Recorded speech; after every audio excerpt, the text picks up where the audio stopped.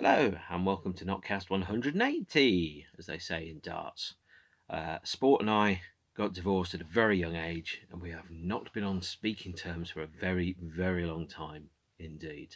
Today is Sunday, 13th of February 2022, and today I'm going to be talking about The Cure's penultimate to date studio album, The Cure, released in 2004. Also, to give you an update on another thing. It's been a couple of weeks since I've done one of these. Normally, I do one of these twice a week, but the week before last, the first week of February, I was off. I always have the first week of February on holiday. There's about three good reasons why I do that. The first one is when T.S. Eliot said April was the cruelest month, he clearly never lived through a January. I do not like January at all. It's cold, it gets dark at about 2 o'clock in the afternoon. Everyone's had their Christmas holiday and they're then coming back to work and they're going, another year. And then the other part of that obviously January is 31 days long. Which for people that are paid just before Christmas, that makes it the longest period of time between paydays that there is in the entire of the year. Of course, had they been inventing the calendar properly, they would have made January 28 days, and therefore it would have taken 3 days off that very, very long period of time. The second reason is I do not like the first week of February. Although I've only recently realised this, is that I've had a couple of traumatic events happen in the first week of February historically, one in the year 2000 and one in the year 2012. And so for me, the first week of February is cursed. Two of the very worst things that ever happened to me happened in that particular week. And I was then starting to think, going, not quite to the level of Jaws the Revenge, where a woman's being chased by a voodoo-empowered shark. I was kind of thinking, am I cursed? Is there something wrong with the first week of February? Do I have to avoid it? And so I always take that week off. And then the third one is Christmas is quite sociable, and it doesn't necessarily feel like a holiday if you have to be very, very sociable. To me, having a holiday involves not being that social and sometimes just sitting on the couch or the sofa, depending on how posh you are, and just watching lots of television and eating crisps and not doing very much. That is exactly what I did. So today I'm going to be talking about The Cure from the period of 2002 to probably about early 2005. I haven't done a Cure episode for 3 months, which is quite surprising, really. I was hoping to do one a month. But as you probably worked out, I picked up a couple of extra bands, Christmas and stuff, a couple of weeks off. So I have quite a few, which I'm going to be doing over the next few weeks. But you're thinking, well, I don't know. If you follow these things, you want to go, Mark hasn't talked about this for months. Has he forgotten? No, I've just been busy. Sorry. So we start with 2002. So The Cure are touring in 2002. The Greatest Hits album has come out. And of course, they did a big summer tour in 2002. And The Cure, being the perverse bastards that they are, God bless them for it. If you're going to tour and play stadiums and big festivals after your Greatest Hits album, naturally your set list is going to have no singles whatsoever in the set, apart from the second encore, which is 4 singles in a row, and then everything else is deep cut album tracks. This is a bootleg CD. In the day when they still made bootleg CDs, this one's called The Dream Live, recorded at the Olympic Stadium in Rome, which is a huge and weird shaped venue. I saw Depeche Mode there in 2013, and perhaps I can't imagine seeing The Cure in Wembley Stadium or an Olympic Stadium. I mean, I've seen them outdoors plenty of times, but I've only ever seen them in places without a roof. But for this one, The Cure played on hot on the heels of a Greatest Hits album and did a resolutely bummer set, by the way. So this tour, they didn't play very many in the way of singles. So the main set, here it's 14 songs. The closest thing to a single that's in there is none of them, actually, unless you count Disintegration, which I think was released as a promotional 7-inch in Spain. Then the first encore was early songs, of which one track, A Forest, was a single.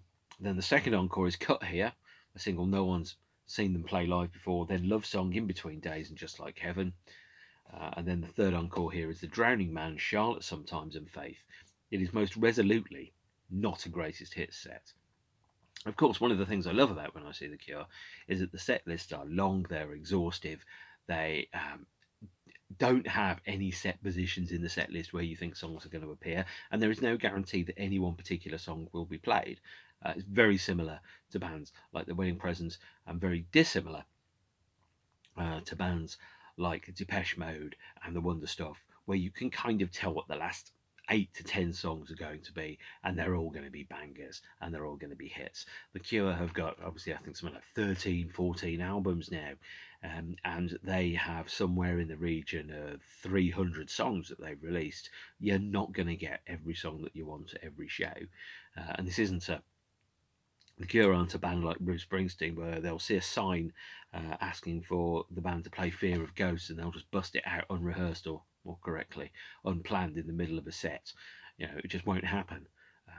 So that's not how the Cure work. But to play on the back of a greatest hits tour, or more correctly, a greatest hits album, and to go and tour by playing only what looks to be 8%, 16% of your set to be hit singles, and then the remaining 84% to be resolutely deep cuts, album tracks, and music to slit your wrists to. Sorry, that's not very sensitive, but it's gloom and doom basically is where we're going with this. Is to play 84% gloom and doom and 16% happy sunshine songs, and you kind of think, you're not. I mean, obviously, following your own path, having your artistic and creative integrity and independence is really important, but there also comes a point of being quite perverse about it. So the 2002 tour, to me, I didn't see the 2002 show at Hyde Park. I saw the Sex Pistols because I'd never seen the Sex Pistols, and I wasn't sure I'd ever see John Lydon or any of the Sex Pistols again. Had I known how things were going to pan out, I think I would have seen the Cure at Hyde Park, but I didn't.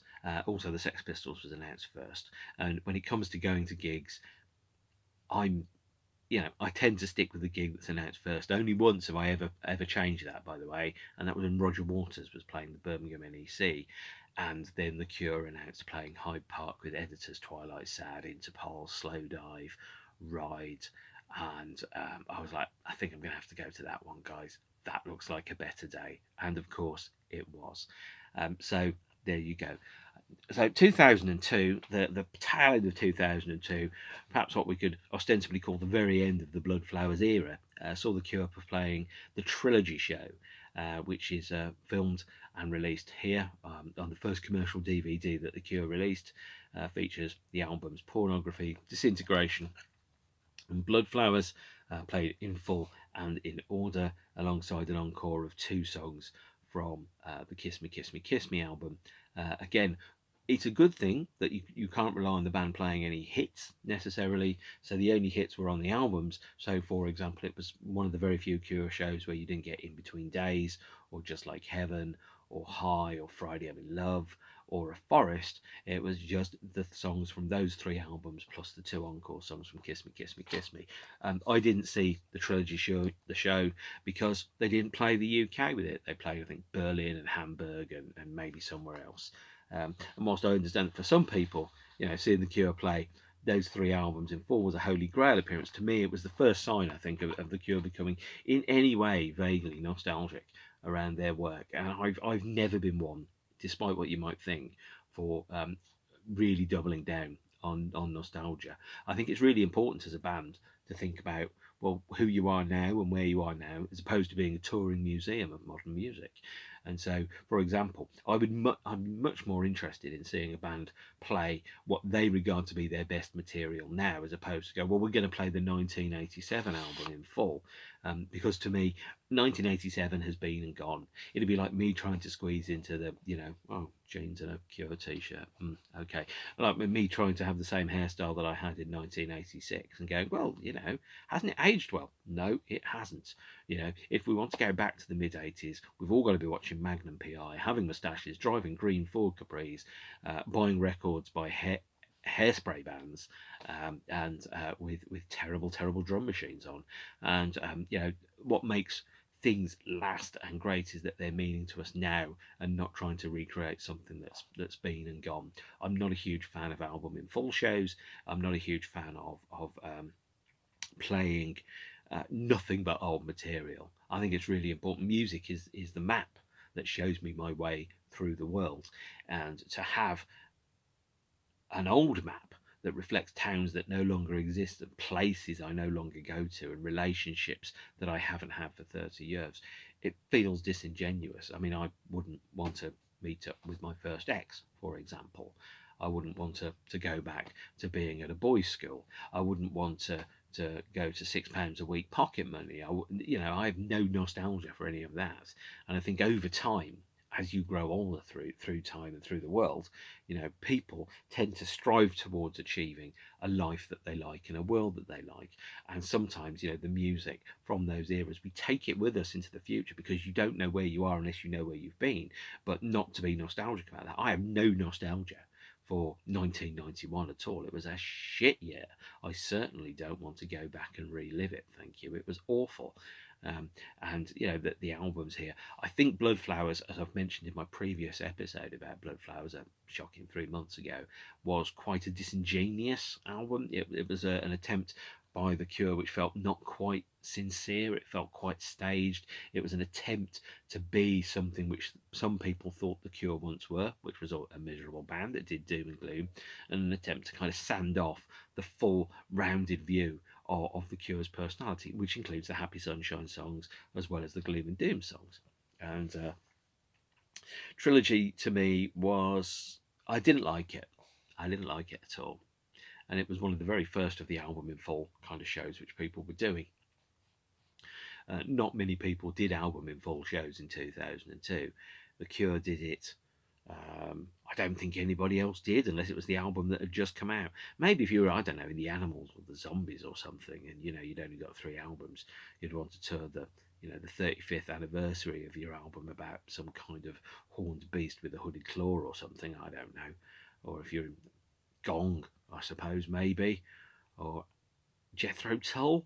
It wasn't the type of thing that I expected to see The Cure to do at all, and I was not happy about it. So in case there's any ambiguity about it, I'm not a huge fan of nostalgia tours. I will always go and see a nostalgia tour if there is no other option. But if I had the choice between, say, watching Peter Hook play the many happy moods of Joy Division, 42 years later, or to have Peter Hook playing songs from all of his career, I will go for the songs from all of his career every single time. Who knows? I might even get to hear a Monaco song again. It has been 24 years since I saw him perform one of those. So The Cure's Trilogy, it's a really good show. It's a big, expansive 3-hour set. You get the 5-piece version of the band: Perry, Jason, Roger, Simon, and Robert, playing Pornography, Disintegration, and Bloodflowers in full. And there's a fascinating kind of interview on here as well.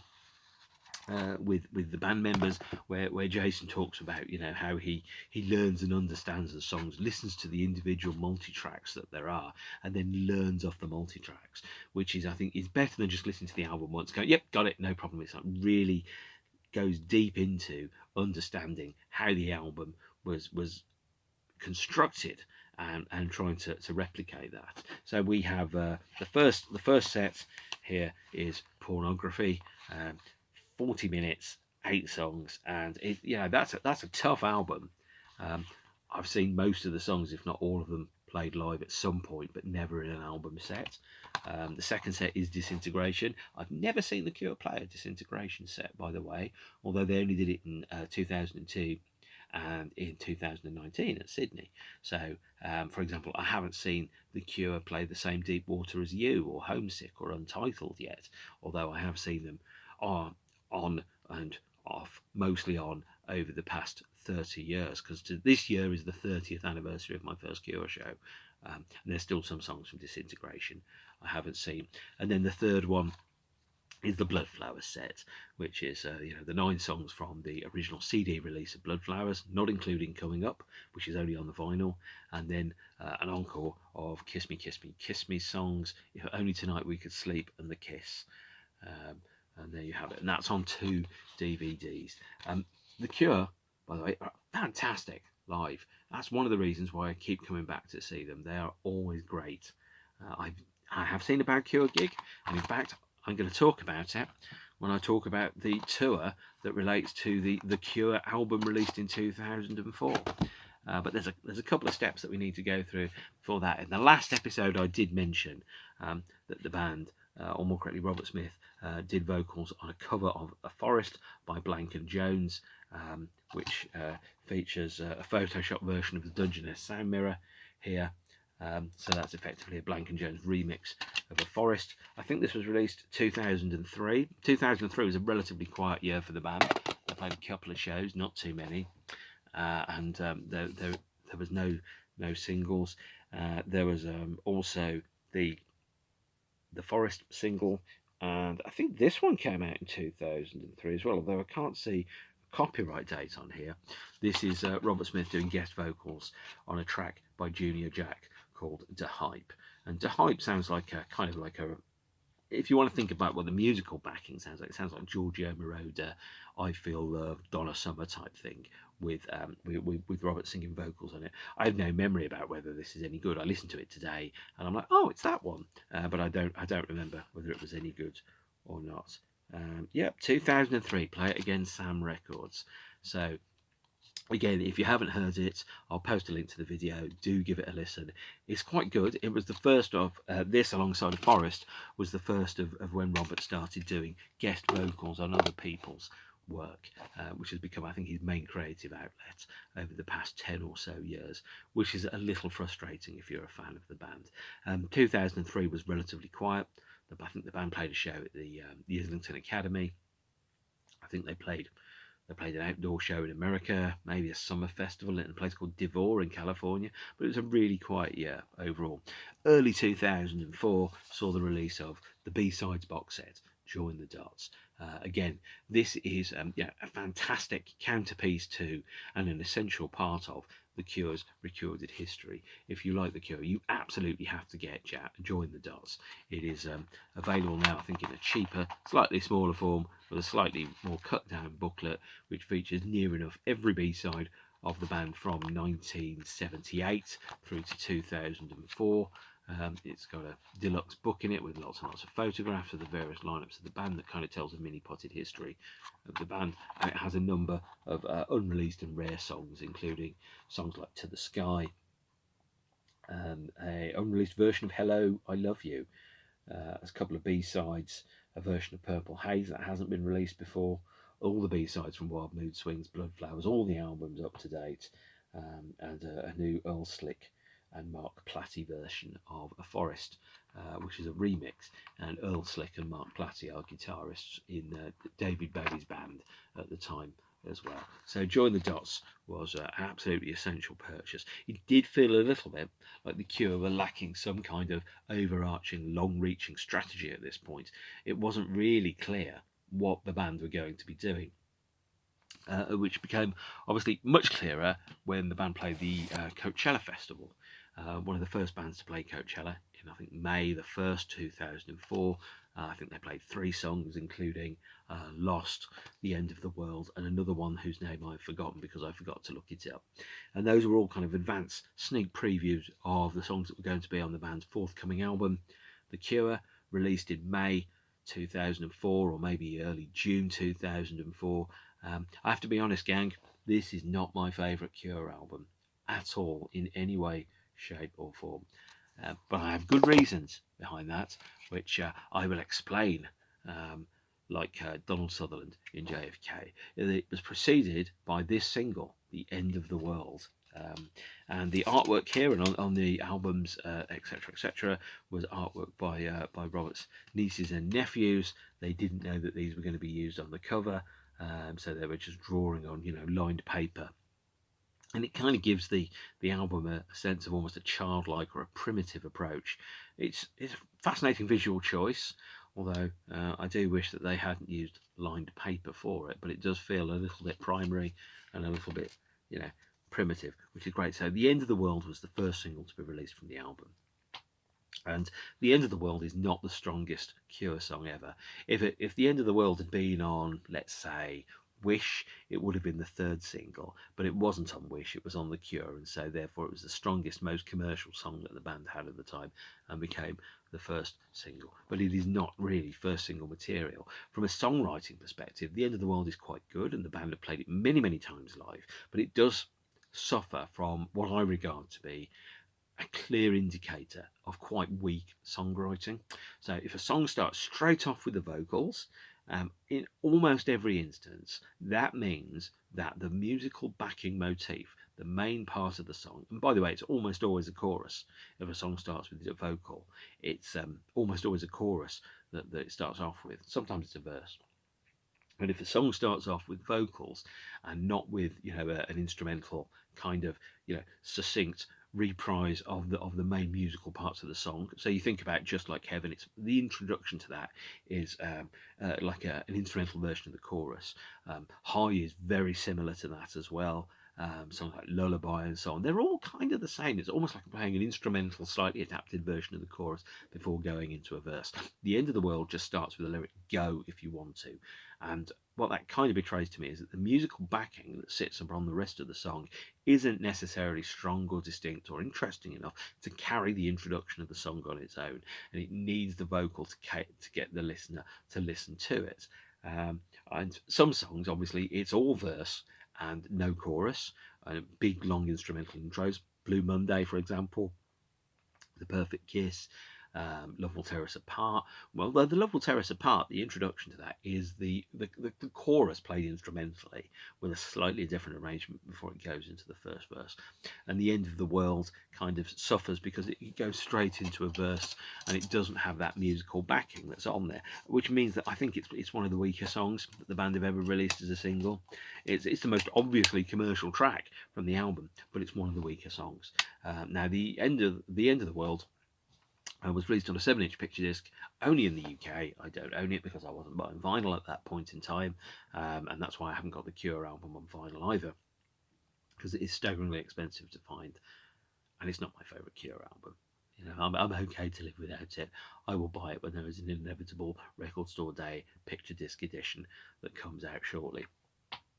It's backed with 2 extra tracks, This Morning and Fake. And if I recall correctly, if you had the vinyl version of the album, some of the B-sides appear on the vinyl version of the album in a slightly different configuration. There are multiple track listings for the Cure album, which, given that it's meant to be the definitive statement about the band, calling itself The Cure, you'd think when a band names an album after itself, you kind of go, the band really believes in this. This is the definitive thing. This is the best one.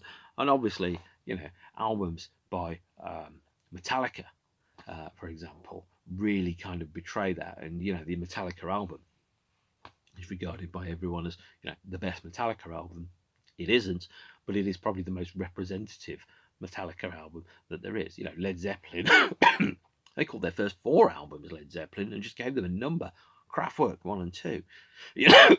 It's pretty brazen, really, to go out and go, my album is just named after the band. It's that good. If you want one album by the band, go for the album that's named after the band. Generally, guys, it's not actually the case.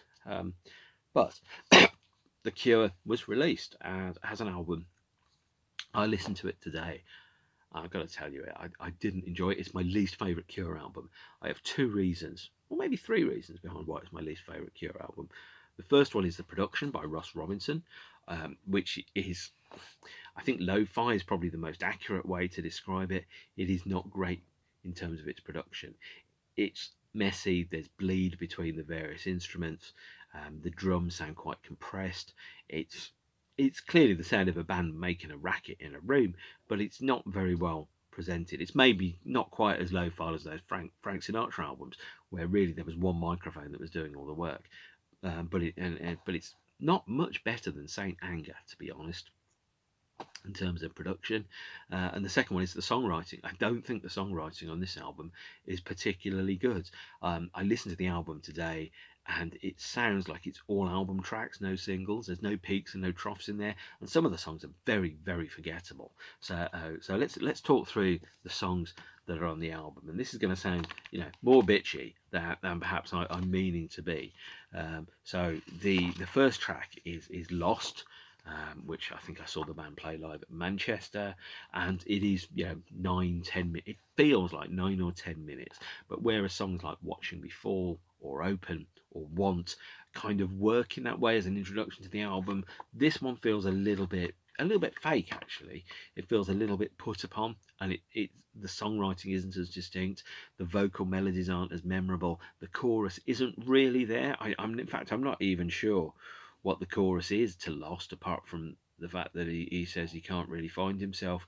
But it's kind of atonal. There's no melody in it, and it's the type of stuff that if you're in a band and you were jamming, you'd be like, yeah, this is great, this is good, but you wouldn't go album track. And definitely not album opener. You'd go, oh, stick this at the beginning of side 4 or something. This is not, a classic album opener.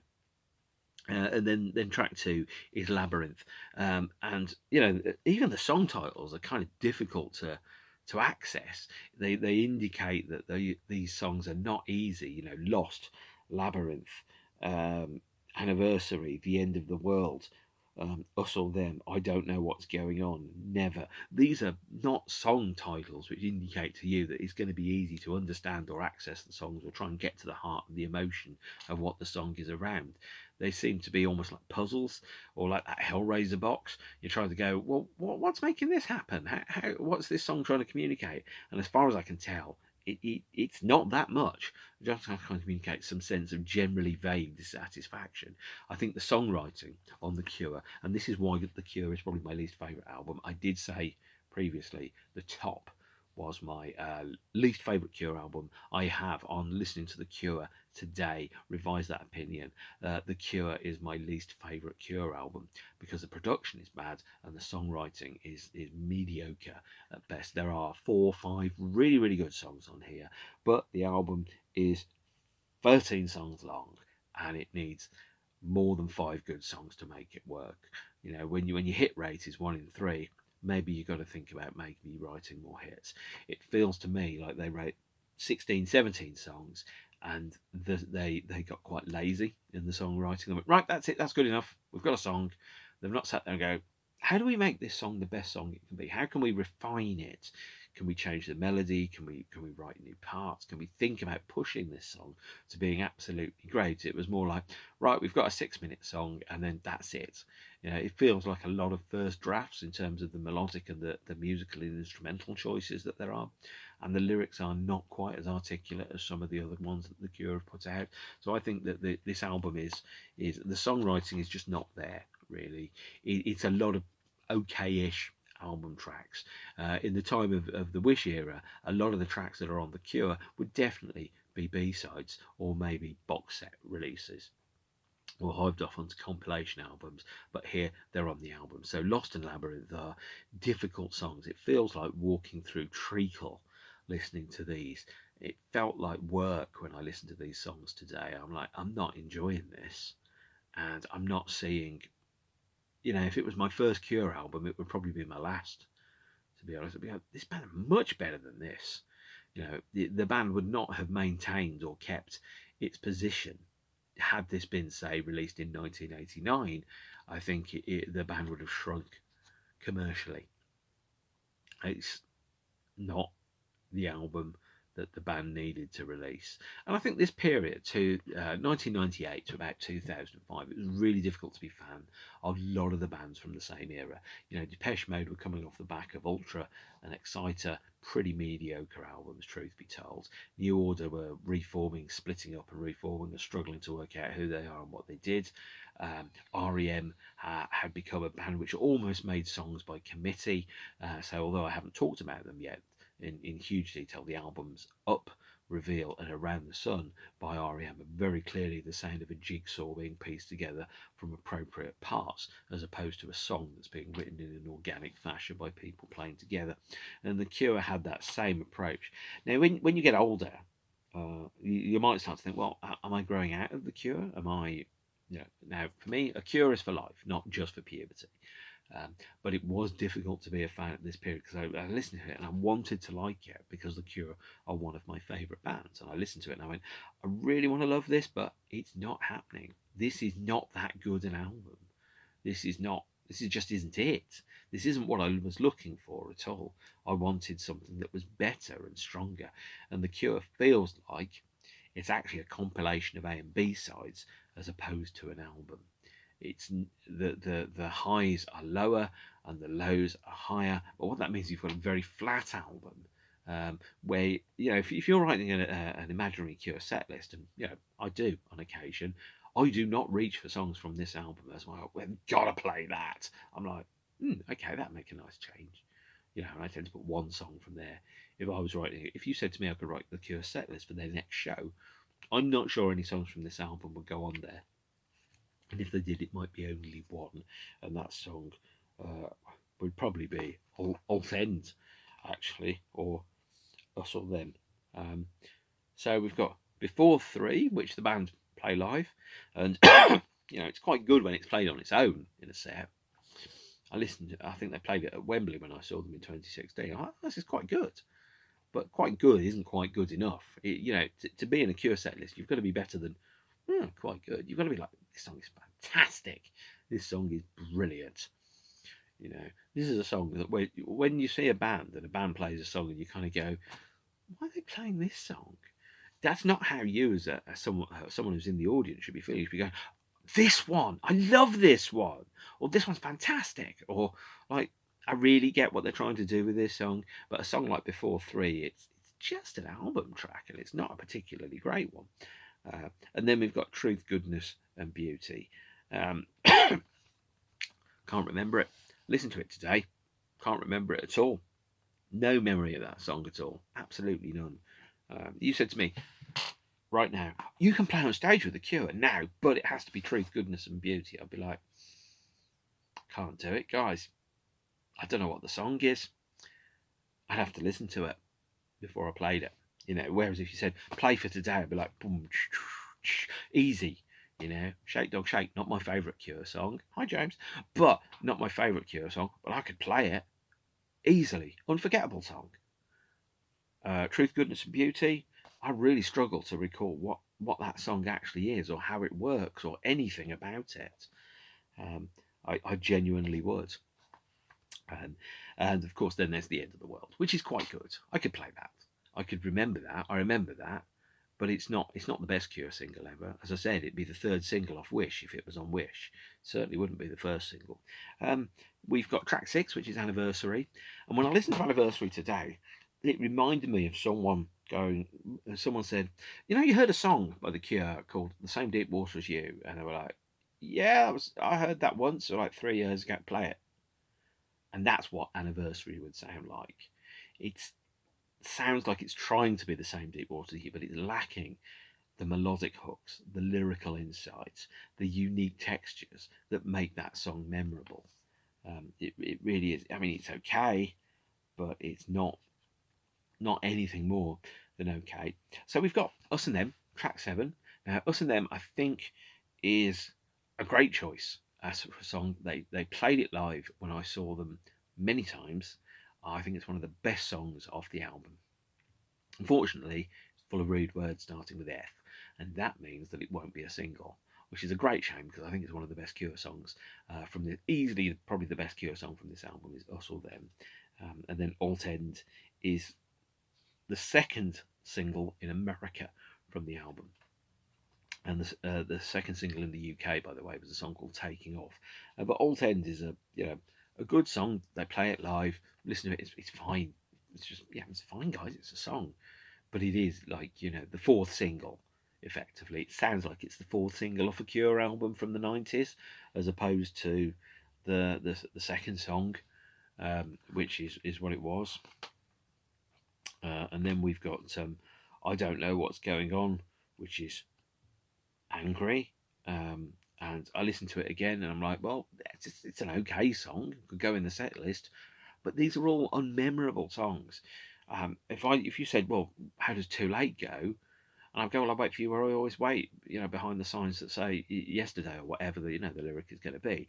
I could play the whole song back in my head right now, Too Late or Halo, or Adonis. But although it's probably pronounced Adonis, but I can't remember, when I listened to I Don't Know What's Going On today, I was like, that's quite good, but I couldn't remember it now. the album, the peaks are not good enough to warrant continued interest in this. And this is the thing, when someone asked Brian Ferry about, why he does covers albums. He says, why did you covers albums? Well, there's only so many songs about being married to a supermodel and my swimming pool that I can write. And you kind of go, well, okay. But that doesn't necessarily stop the Cure trying to write stuff. Now, to their credit, they're trying things. They're still writing songs. They're trying to make sounds here. They're trying to explore new areas, but it's not quite working. The well is starting to run dry, and there needs to be a change in the band, because I think that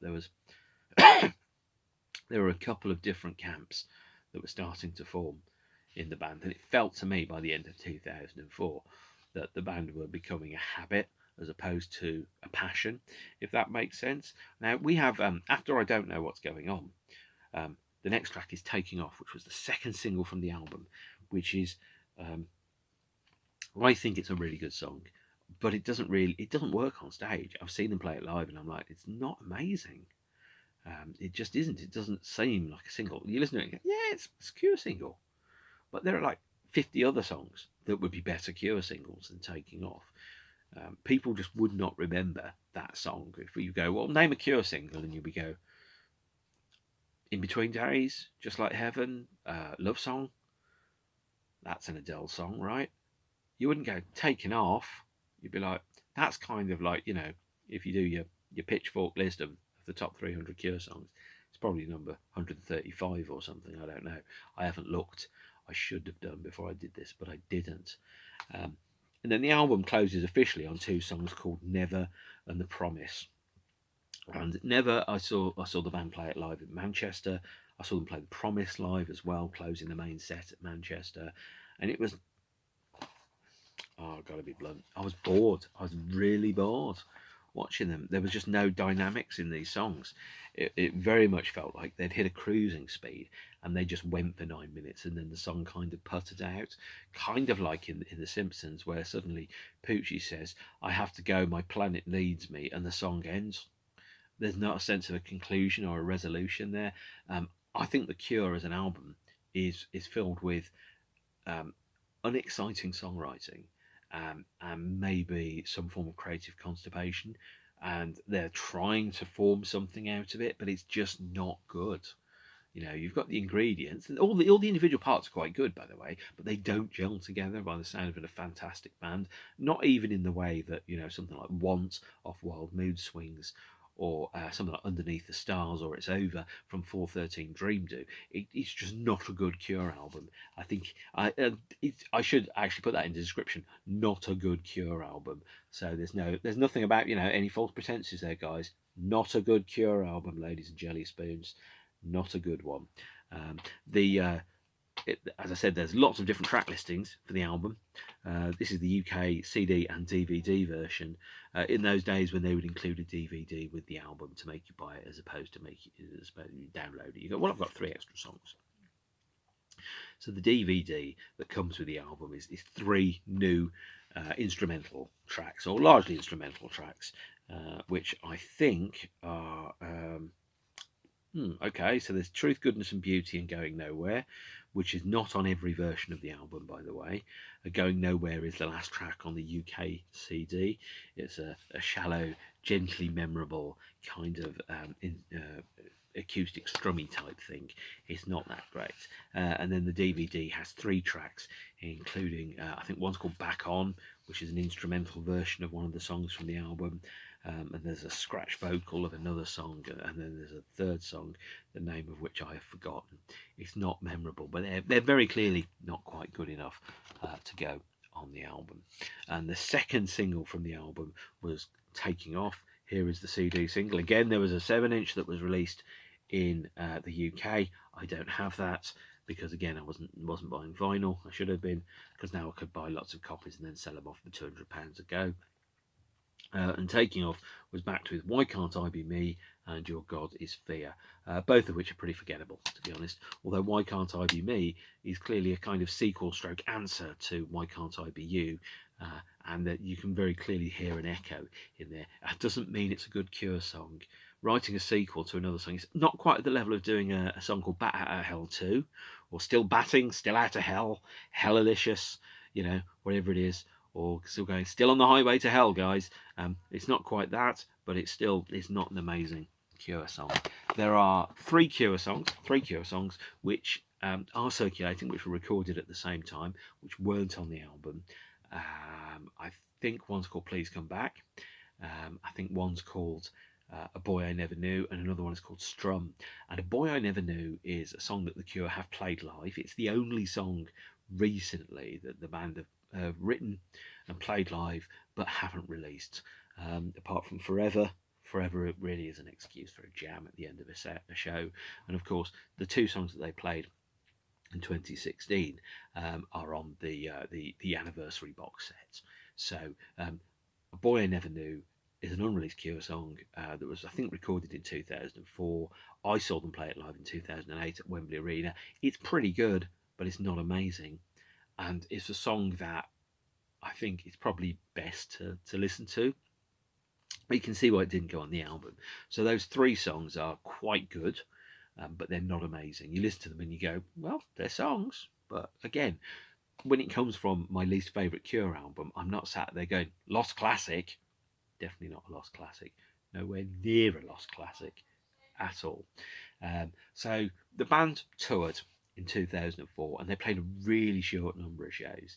You know, compared to some of their other shows, I think they did 110 for Wish, they did maybe 130 for Wild Mood Swings, maybe 90 for Blood Flowers.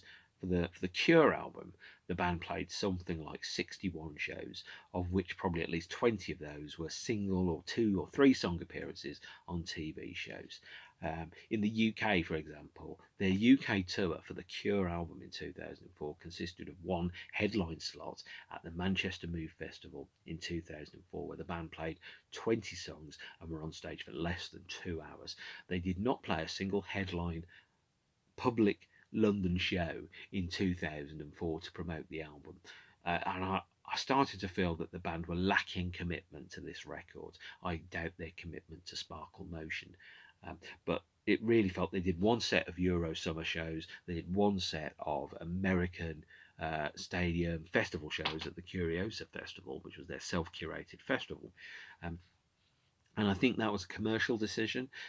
Unlike all the other albums, the Cure didn't tour this record in arenas. They didn't go and do the work.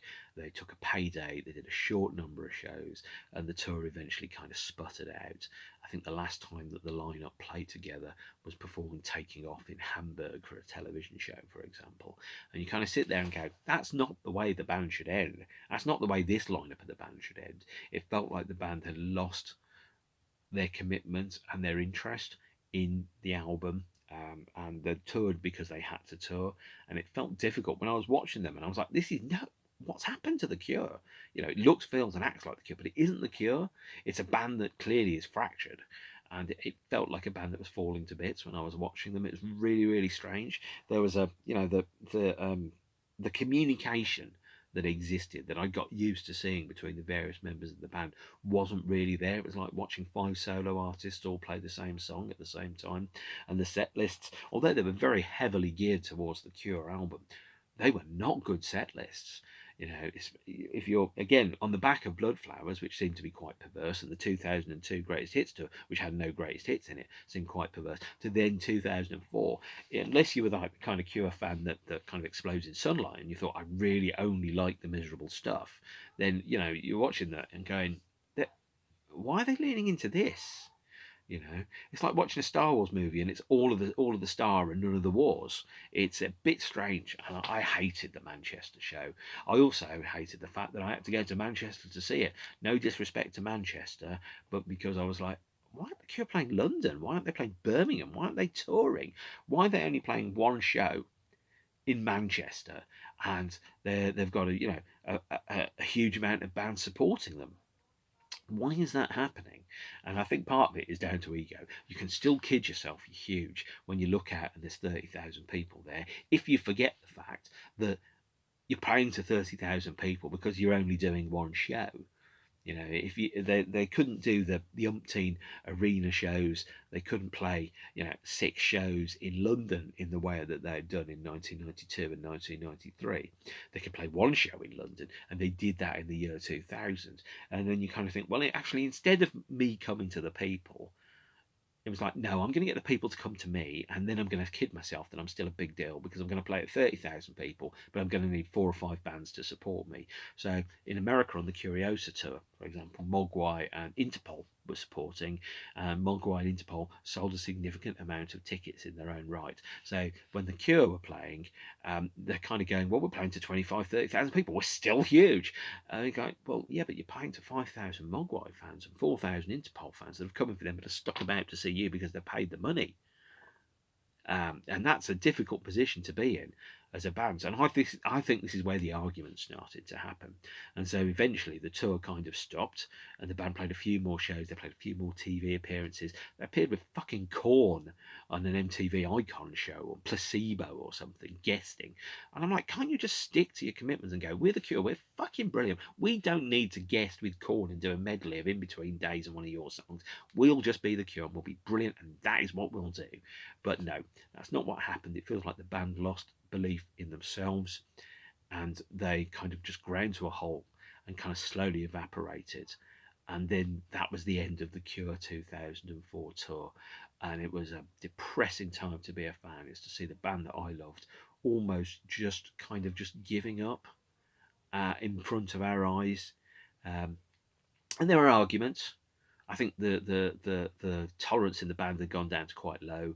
So I think Roger and Perry were arguing with the rest of the band and going, well, look, we need to play more hits. We need to be more committed to this. And then bad things happened, and the band stopped touring. And then Roger and Perry left the band, which is going to be for the next episode. I was hoping to get time to get around to it today, but not. And I think I want to talk about why I think Roger and Perry left the group. It could be completely wrong, of course. Wouldn't be the first time, but that's my opinion around what happened. Is I think that the band split into two camps really, and Robert probably thought, well, why do I have to have an unhappy working environment?